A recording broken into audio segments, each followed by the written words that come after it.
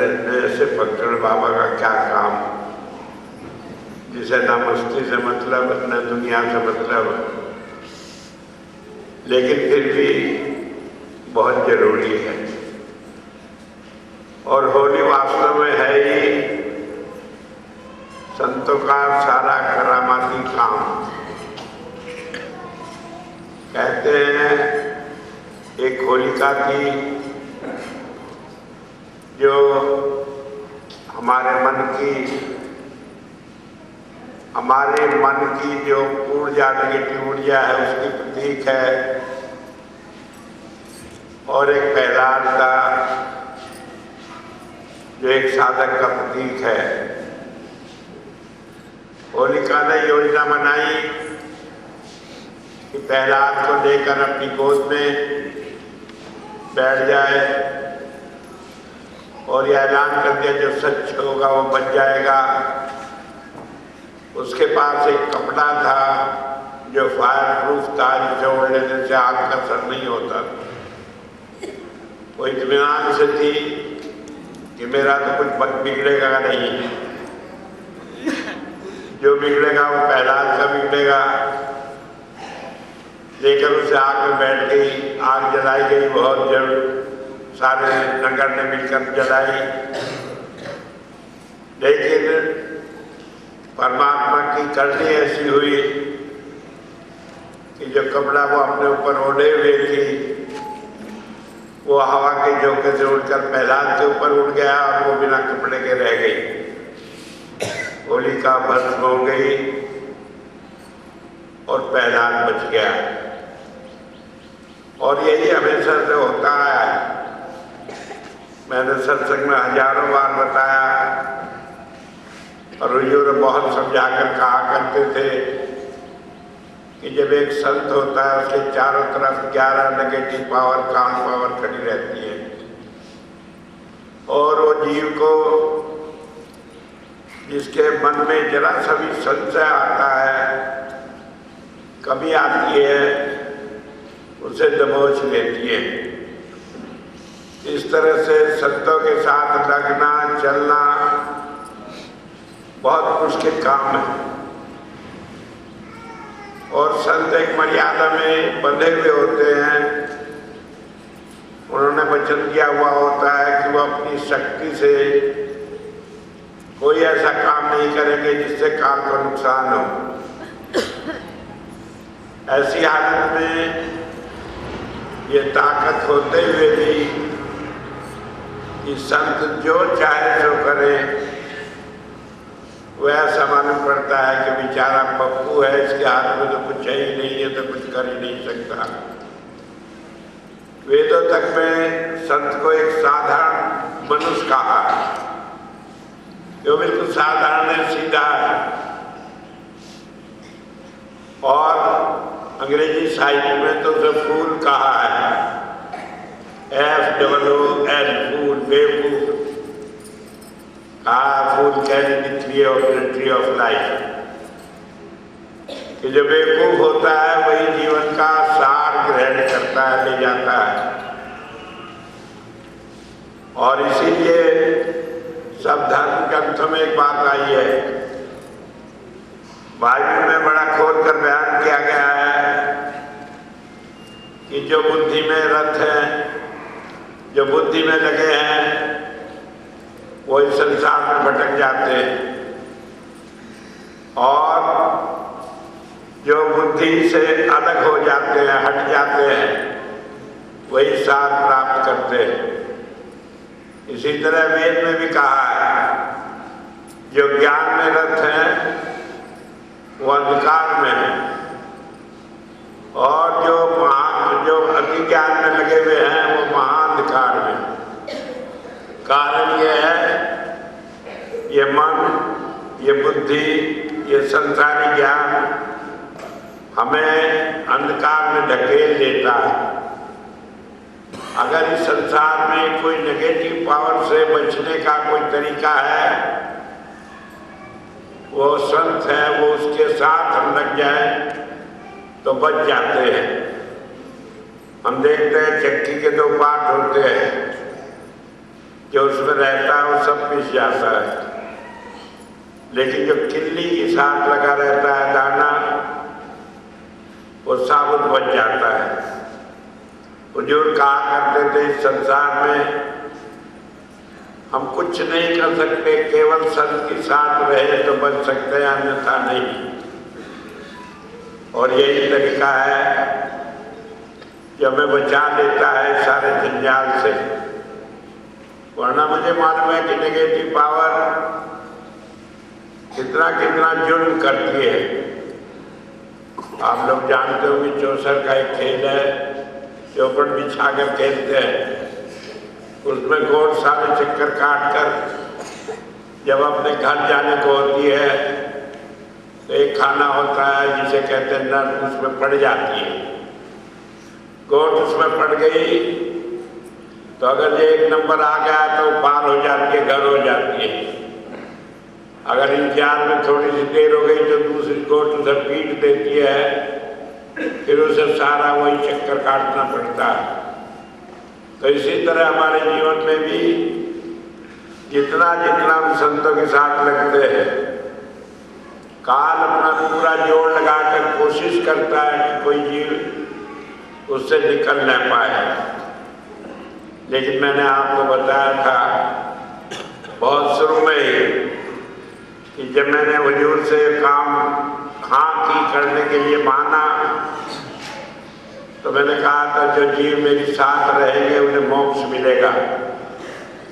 और इस बात को मैंने अनेक बार कहा, और अनेक बार क्या अंतिम बार एक बार और बार बार कहकर कहता हूँ कि जो जीव मेरे साथ लगा है उसे काल की ताकत नहीं कि वो उसे हिला दे या उसे रोक ले। काल की इतनी हिम्मत नहीं। कई लोग कहते हैं जवानी जमा खर्च है, कुछ ही कह लो, लेकिन ऐसा नहीं है। मेरे जीवन में ऐसी अनेक घटनाएं आई हैं जब काल से सीधी टक्कर हुई है। मैं किसी एक की नहीं बताऊंगा क्योंकि उसमें संत कितना क्रूर हो जाता है, कितना निष्ठुर हो जाता है, उसका कोई अंदाजा नहीं। अगर मैं एक भी घटना आपको बता दूं तो आप समझेंगे स्वामी जी जैसा जालिम आदमी तो कोई दुनिया में है नहीं। लेकिन वो करता है इस काम को क्योंकि काल इतनी आसानी से मानता नहीं। मैं नहीं चाहता जिंदगी के वो क्षण जो काल के चक्कर में बिताए उसे मेरे जीवन की बातों को कोई जाने। कोशिश करूंगा कि मैं अपने साथ न ले जाऊं, लेकिन एक भी घटना हो तो उससे मालूम हो जाता है कि काल की कोई ताकत ही नहीं कि वो संत के काम में रुकावट डाल सके। कोशिश करता रहता है।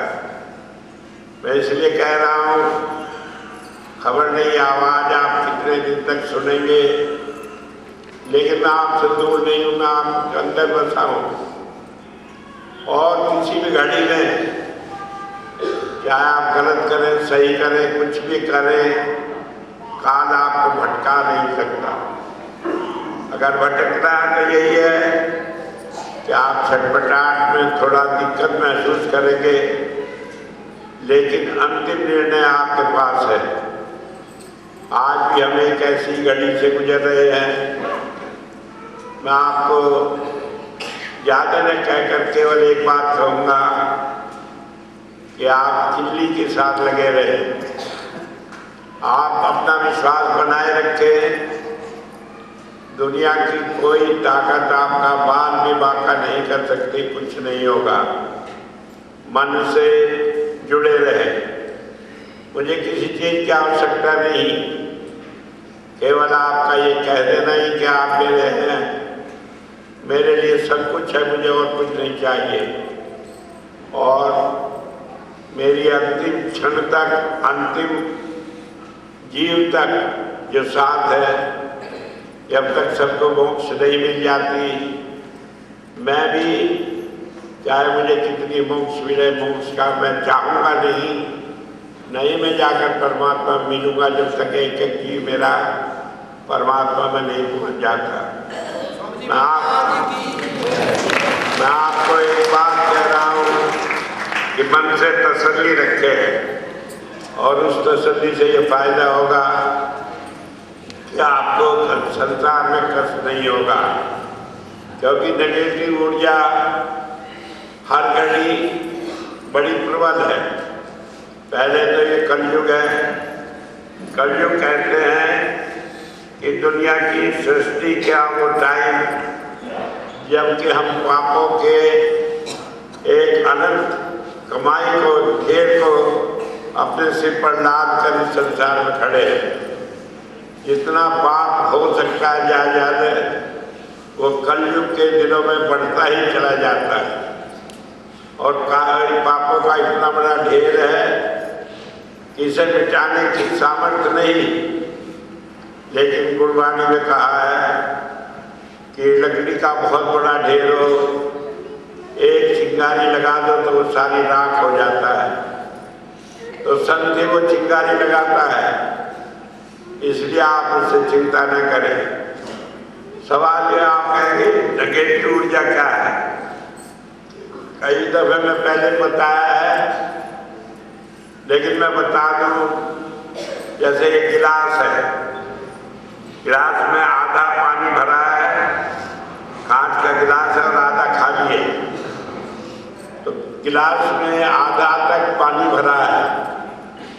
एक आदमी देखता है, कहता है आधा गिलास पानी है। एक आदमी देखता है, वो कहता है आधा गिलास खाली है।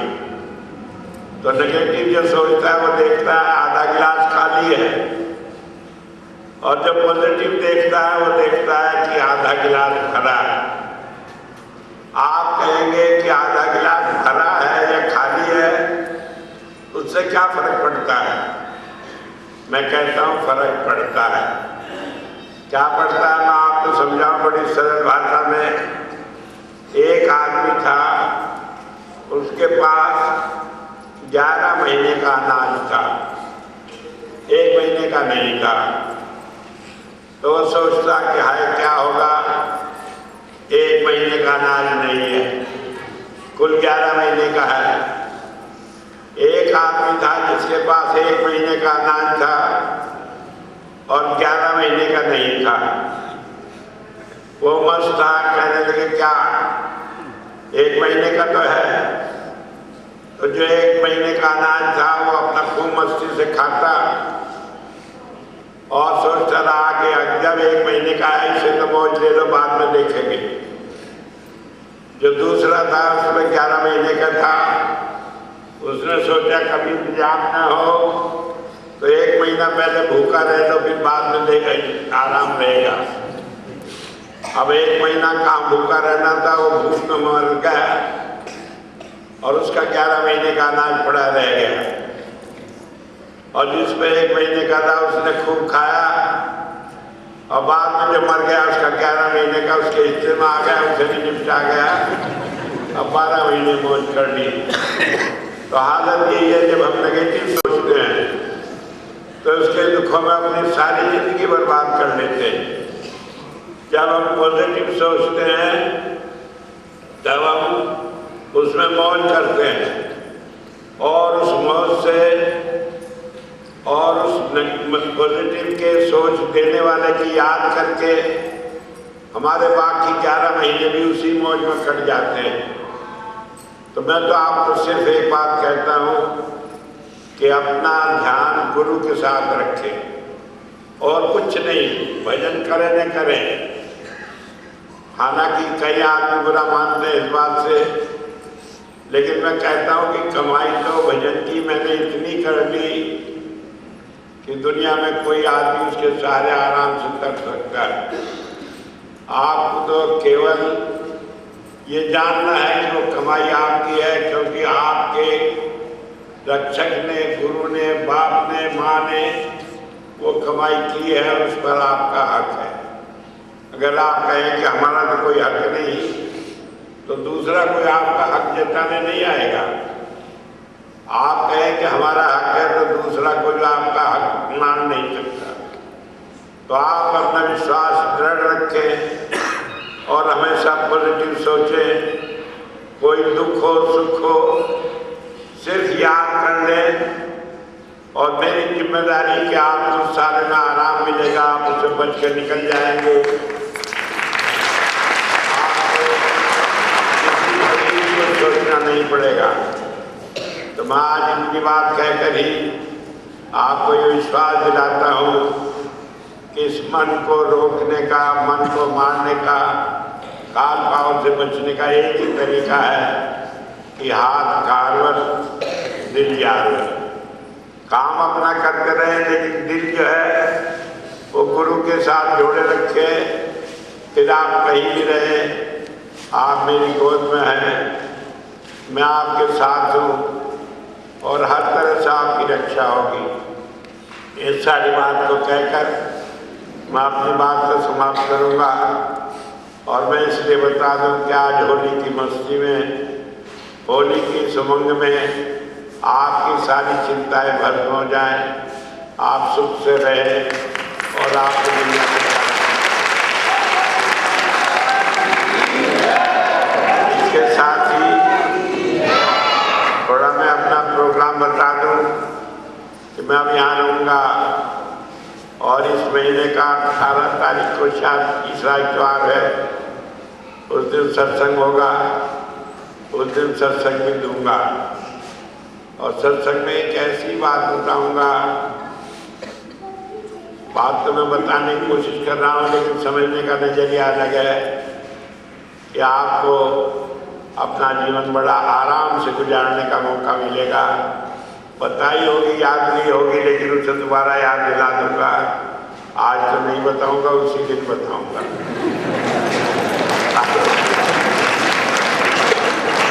क्योंकि जैसा आपका जी करता है कि आप गुरु के दर्शन करें, मेरा भी जी करता है कि मैं अपने बच्चों को देखें, तो इसलिए कुछ ना कुछ मिठाई का बहाना करके रखना पड़ता है, मिलेगी उस दिन। तो इसलिए आज अभी बधाई है और सब आदमी प्रसाद देंगे, लंगर छकेंगे और उसके बाद मैं 2 बजे से मिलूँगा, हर एक आदमी मिलेगा और इसके बाद थोड़ी देर बैठेंगे और अपना मौज मस्ती में होली का जो रंग खेलना चाहें, जो मिलना चाहें, जो बात करेंगे। आप रंग खेलें, मैं देखूँगा, मुझे बड़ा अच्छा लगेगा। मैं जरा सा चाहूँगा क्योंकि मेरी तबीयत कितनी ठीक नहीं, वैसे तो रंग खेलना मुझे भी अच्छा लगता है लेकिन मेरी तबीयत ठीक नहीं, इसलिए मैं चाहूँगा कि मुझे छोड़कर बाकी और सबको खूब रंगे जितना आपका मन हो। और बहुत ही बहुत बहुत बधाई।